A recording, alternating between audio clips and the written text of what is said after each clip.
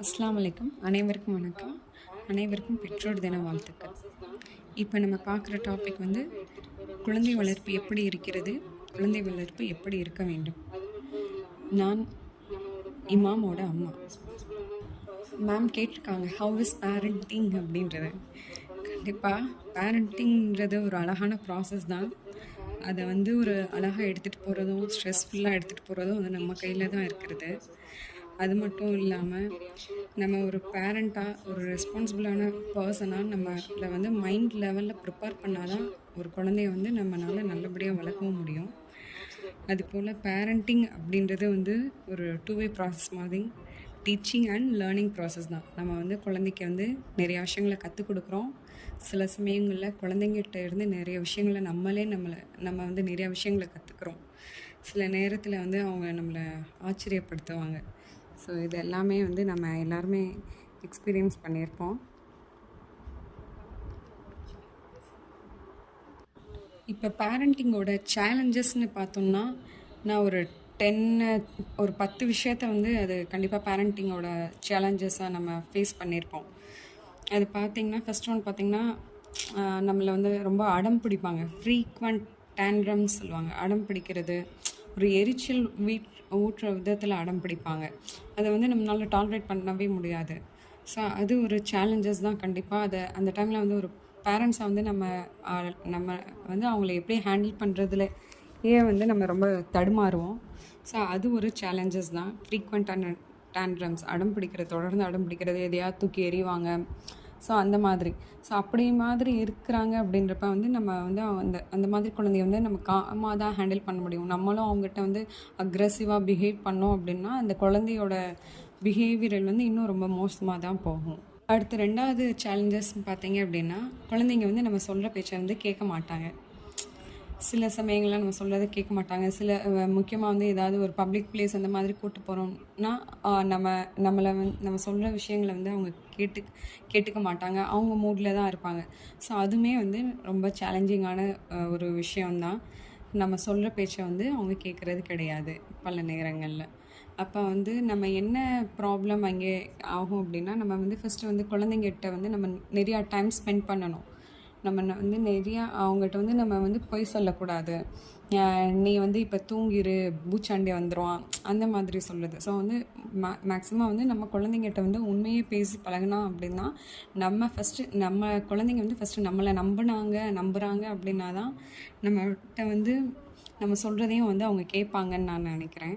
அடுத்த சேலஞ்சு பார்த்தீங்க அப்படின்னா சிப்ளிங்ஸோட வந்து சண்டை போடுவாங்க. நிறையா வீட்டில் இது நடக்கலாம். 2 குழந்தைங்க இருக்காங்க, 3 குழந்தைங்க இருப்பாங்கன்னா அந்த குழந்தைங்களோடையே வந்து சண்டை போட்டுக்குவாங்க. ஸோ அதுவுமே பேரண்டிங்கில் வந்து ஒரு பெரிய சேலஞ்சஸ் தான்.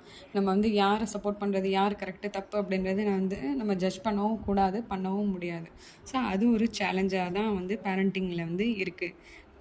குழந்தைங்க சிப்ளிங்ஸ் கூட அவங்களோட அக்கா தங்கச்சிங்க அண்ணன் தம்பிங்கிட்ட வந்து சண்டை போடுறது அது ஒரு சேலஞ்சஸ் தான். அடுத்து இன்னொரு சேலஞ்சஸ்ன்னு பார்த்திங்கன்னா குழந்தைங்க வந்து ஏதாவது பொய் சொல்லுவாங்க. அதுவும் ஒரு சேலஞ்சு தான். பொய் சொல்லுவாங்க. இவன் அப்படி பண்ணிட்டான், இவன் கிள்ளிட்டான், இவன் அடிச்சிட்டான். ஸோ அந்த மாதிரி அது ஒரு சேலஞ்ச் தான். அந்த மாதிரி இருக்குது அப்படின்னா ஃபஸ்ட் வந்து நம்ம வந்து கரெக்டாக வந்து விசாரிக்கணும். அந்த குழந்தை உண்மை தான் பேசுதா, பொய் பேசுதா, எடுத்தோடனே நம்ம பனிஷ்மெண்ட் பண்ணுறது அந்த மாதிரி செய்யக்கூடாது. இந்த ஒரு விஷயத்தையும் வந்து பொறுமையாக ஹேண்டில் பண்ணணும். அடுத்து 4வதாக என்ன சேலஞ்சஸ் பண்ணுறோம் அப்படின்னா சில குழந்தைங்க வந்து ரொம்ப அக்ரெசிவாக வயலண்ட் ஆட்டிடியூடில் இருப்பாங்க. ரொம்ப கோவப்படுறது, ரொம்ப பயங்கரமாக இது பண்ணுறது, மற்ற குழந்தைங்கிட்ட ரொம்ப அக்ரெசிவாக பிஹேவ் பண்ணுறது, கிள்றது, குட்டுறது, சடை பிடிச்சி இழுக்கிறது. ஸோ இந்த மாதிரி அக்ரெசிவ் பிஹேவியரும் வந்து சில குழந்தைங்கிட்ட வந்து இருக்க தான் செய்யுது. ஃபஸ்ட்டு வந்து அந்த மாதிரியான இருக்கிற குழந்தைங்கள வந்து நம்ம கூப்பிட்டு வந்து அமைதியாக உட்கார வச்சு பேசணும். எடுத்தோடனே நம்மளும் வந்து ஃபிசிக்கலாக வந்து அவங்கள வந்து ஹராஸ் பண்ணக்கூடாது, அடிக்கக்கூடாது, திட்டக்கூடாது. ஃபஸ்ட்டு வந்து அந்த குழந்தைங்கிட்ட வந்து நம்ம பொறுமையாக எடுத்து பேசணும். என்ன பிரச்சனை, உனக்கு என்ன பிரச்சனை, அந்த மாதிரி நம்ம கேட்கணும்.